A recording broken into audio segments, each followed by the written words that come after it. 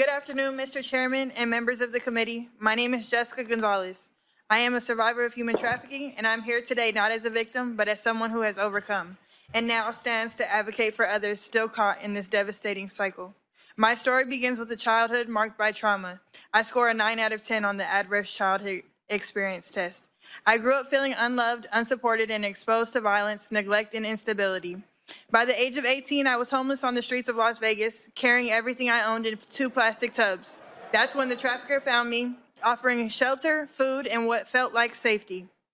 But what followed was a nightmare. I was sent across multiple states, used, abused, and arrested. I was manipulated into believing my worth was only what I could provide.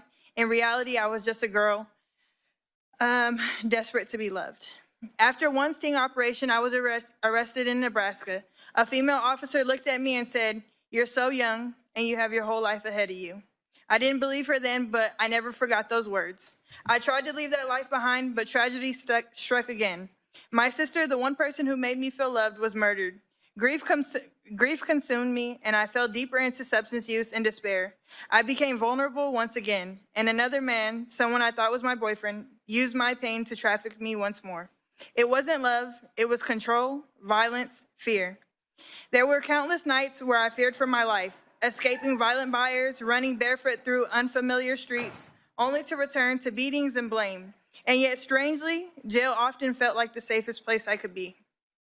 But even in those darkest moments, it wasn't just the jail walls that gave me safety. It was the people I encountered. I was arrested over 10 times, but not every officer saw me just as another charge. Although some did, some looked at me and must have seen the pain behind my eyes. They asked questions, they offered services, they treated me like a human being, not a criminal. Each of those brief moments of compassion planted a seed. Even when I wasn't receptive or ready to leave, even when the chains of trauma still held me tight, those seeds stayed with me. And when I finally escaped for good, it was because someone somewhere had once believed I was worth saving.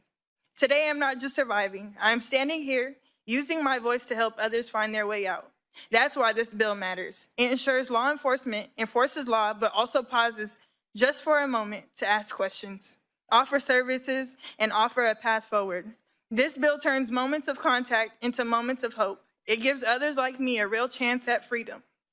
AB 63 is more than just a policy, it's a second chance. It's the difference between life and death. It's a reminder that survivors are not criminals. They are human beings who have endured the unimaginable. I ask you on behalf of every victim still out there, please don't let this opportunity pass. I am living proof that with the right intervention, escape is possible. Let this bill be the reason someone like me doesn't have to come back and testify because she never fell through the cracks in the first place. Thank you for your time and believing that we are worth saving.